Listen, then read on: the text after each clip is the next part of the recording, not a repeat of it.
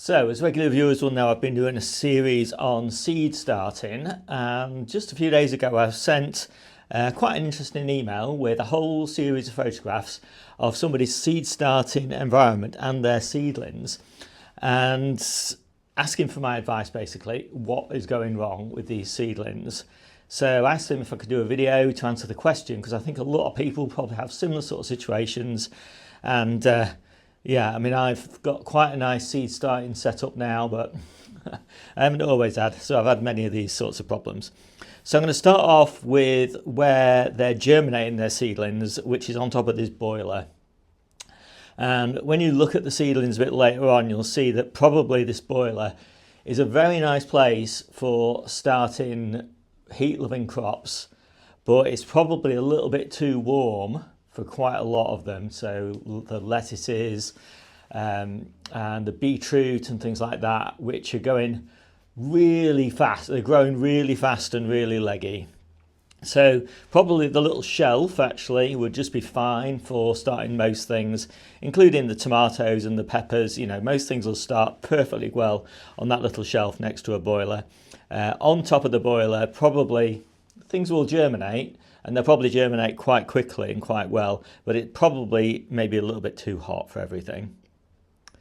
So the next thing is the grow light setup. So it looks to me like these grow lights are in a fairly dark place.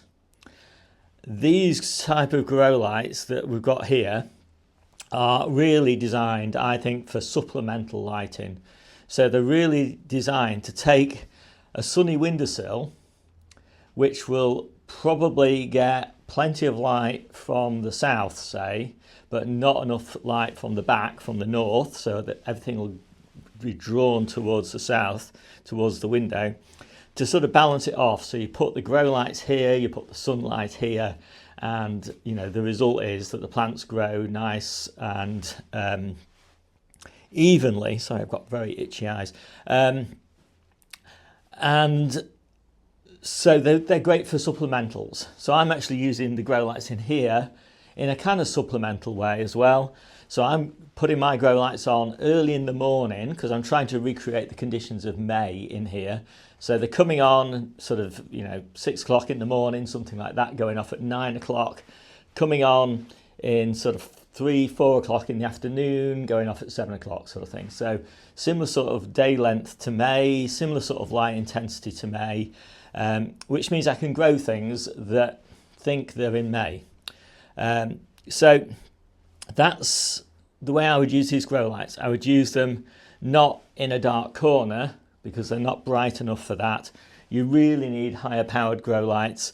You really want to be spending 100, 150 sort of pounds for a small grow light that's going to work in a dark corner.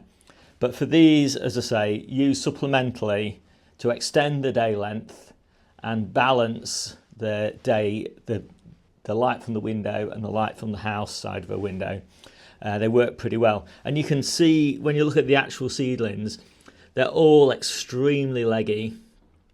So which brings us to, how do you grow good seedlings? And really what you're trying to do, got some notes here, is get a balance between heat and light primarily.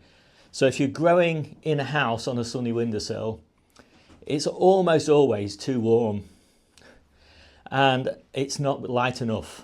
And so seeds grow fast, but grow really leggy, seeking out the light, but also growing really fast. So you get really long, weak, floppy seedlings. And so you've got two options really. You can increase the light with grow lights probably, or you can cool it down, open the windows, bring them outside into a greenhouse, even put them outside on a sunny day on your patio or something like that. But basically try and either increase light, which is hard to do, or decrease temperature. If you decrease the temperature with lower light levels, things will grow slower. You won't get them as leggy.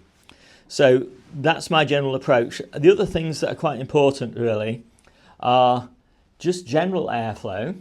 So just a movement of air over the surface of leaves. and that helps plants stay nice and much healthier. And also proper wind, you know, things getting actually bashed around a little bit makes the plants much stronger. And thank you, Alexa. Yeah, or wind. So I like to have fans on, and that makes a big difference. So particularly the peppers, which are sort of this sort of height at the moment, they've got fans on them for about 6 hours a day. Only little fans, little USB fans, but it does make a difference. Similarly with the tomatoes at the moment, lots of air movement over them. And, you know, all of these brassicas and everything, you know, we want loads of air movement. And the final one is just watering. So I, as everybody knows, I'm a big fan of top watering because of the precision. You know exactly how much water a plant is getting if you top water it, because it's getting what comes out the spout of the watering can. If you bottom water it, you never really know how much water is being drawn up. It can be quite different between two different plants in the same tray, depending on how well the compost is packed down, how well the roots have developed and all of that sort of thing. So I like precision. I think when plants are big and mature, you can top water or you can bottom water, it doesn't really matter very much, because the plants can basically draw as much water out of the compost as they need, and they'll quickly draw all the water out of the compost, you know, over a sort of 4 or 5 day period. But if you bottom water little seedlings, then it can take weeks for them to draw all the water out of that module in a cool place like a greenhouse or something like that. So I much prefer precision. But, you know, watch other YouTubers and see their results and compare them with my results and make up your own mind. So that's that video, that's that photo rather. So the next photo is the windowsill that they're growing in. And the first thing that strikes me about this is that it's not just the windowsill. So this person's obviously short of growing space. And so they've got a windowsill and then they've got a whole load of stuff growing further back from the windowsill. And really it's very rare that you'll find somewhere sunny enough where you can grow like almost a metre back from the windowsill. And you can see the results of this. Again, extremely leggy growth. So what I would be doing here is I would be using those grow lights on this windowsill. And now I do know that this person has got a greenhouse.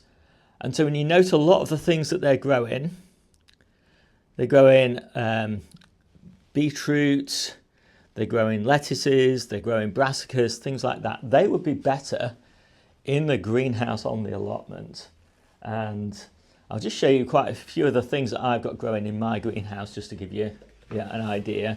So radish and turnips there. And actually this is a good point to say, if you want to kind of experiment and see how good your growing environment is and see, you know, how well your light levels are, and if you've got this balance of heat and light right, try growing radish, because they're so cheap to experiment with. They grow so fast, and they're just a real great barometer for the health of your growing environment. And I'm reasonably happy with these. They are slightly leggy, but then, you know, they have been primarily sort of grown in, let me just check the sowing date on these. Yeah, in March. And obviously light levels aren't fantastic in March, and it's been extremely dull and rainy. So it's not surprising they're a little bit leggy, but they're not too bad. I'm pretty happy with them. And as you can see, they are absolutely perfectly happy to be growing in a greenhouse, as are the turnips. Got a few little Asian greens here.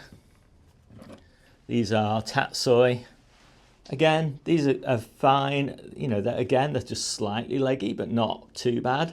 I'm again completely happy with those. And you know, when I plant them out, I'll just plant up to this leaf junction here. And so that little bit of a leggy stem will be buried, and so that sort of slight legginess there will be solved.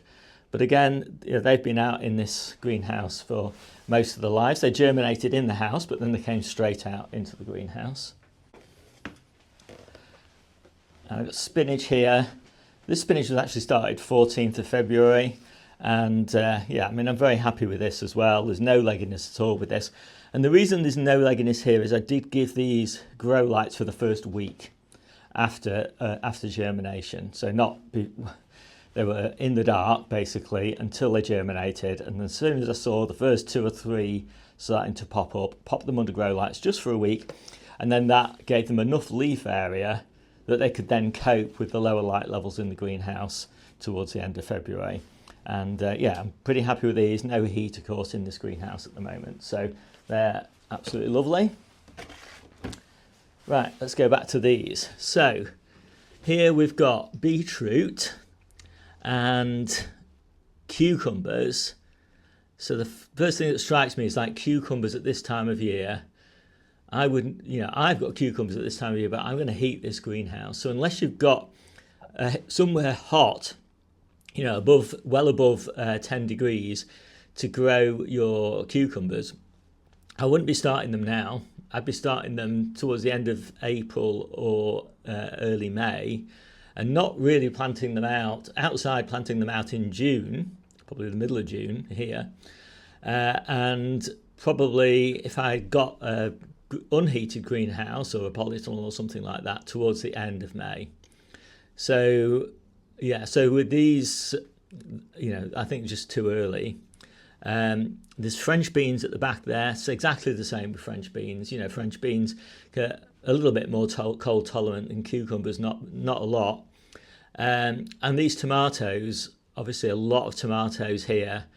Tomatoes more cold tolerant than cucumbers, but again, you know, they really need good light levels, and you just don't have good light levels in March. So I would be starting mine towards the end of March, so they're growing mainly in April, and much higher light levels then. And then here we've got a better view of the dwarf French beans, but we can see these brassicas. So lots of little brassicas there. There's purple sprouting broccoli, can't read that label, Savoy cabbages, and courgettes as well. So for the brassicas, they just need pricking out, and they're a bit leggy now, so you'd have to bend the stem a little bit, but that'll work. They'll grow okay. In fact, I had to bend the stem when I pricked out these tatsoi, but as you can see, you know, they don't really mind a little bit of the stem being bent. So yeah, pricking out's fantastic, it's well worth doing. And courgettes, again, just exactly the same story with the French beans and the cucumbers. It's, unless you've got a really nice warm place to grow these, light levels are just too low for them, and heat levels are just too low for them, so I'd be starting them later. So then we've got the lettuce, and so yeah, you can see here these lettuce are extremely leggy. Looks like they've been under bubble wrap, no, under cling film as well. Lettuce are cold hardy and they're germinated in the house, so there was no need for any sort of cling film or anything like that. They would have just been fine on the windowsill, germinating on the windowsill, with ideally the assistance of those grow lights. But then as soon as they're germinated, really, they could just go in a greenhouse and they'd be better in a greenhouse. So that is it. So let's just go through these quickly and make some suggestions as what to do. So for the lettuce, I would just start again. I don't think it's worth trying to keep these lettuce going. I don't think you're going to get any better harvest by trying to sort of prick these out and pot these on than you would starting again. Lettuce will germinate really quickly. As I said, I would just germinate them maybe on that shelf next to the boiler. As soon as they break surface, either put them on that sunny windowsill or just take them to the greenhouse. So the brassicas, they're worth saving probably, so I would prick those out, bend the stem, just look at my pricking out video and you'll see me doing that.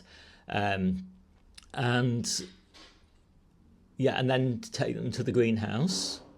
If it gets really frosty again, there's no sign of that in the long range forecast at the moment, but if it did, just put some fleece over them in the greenhouse at night. The courgettes, I would just be tempted to start again at the end of April, at the end of March.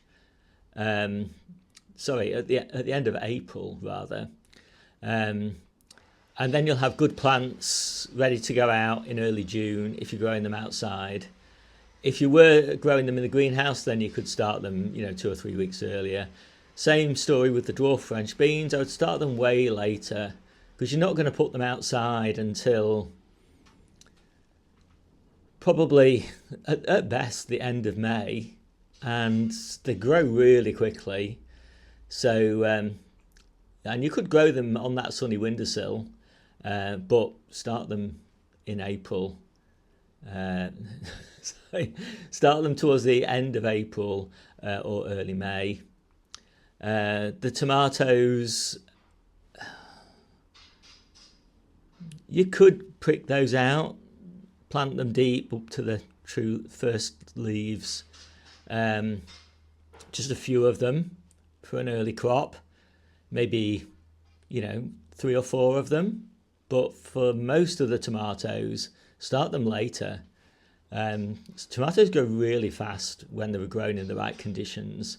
There's no need to start them this early. And cucumbers, again, the same sort of story. Start them the end of April or the beginning of May even, and they'll do just fine. The beetroot, I would just start again. They're very leggy, those beetroot. You could prick them out and try and plant them deep, but they're so leggy, I don't think they would do very well. And beetroot germinates so quickly. Just start again. Don't germinate them on top of that heater. Germinate them on the little shelf. As soon as they break surface, put them on that sunny windowsill with the grow lights, or put them in the greenhouse. And for the windowsill area, I would just use just the windowsill and not the area behind the windowsill. There's just not enough light there. Move the grow lights onto the windowsill to extend the day length and give them some supplementary light. And that's it. So, hope that was useful. My name's Steve. This is the Seaside Kitchen Garden and Allotment channel, and I'll see you soon.